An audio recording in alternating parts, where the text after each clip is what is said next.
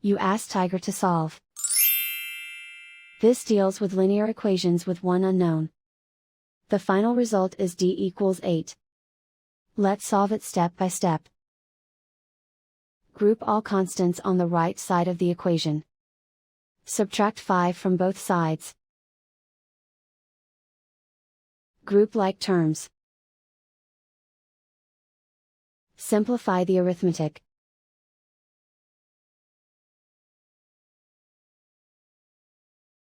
Isolate the d.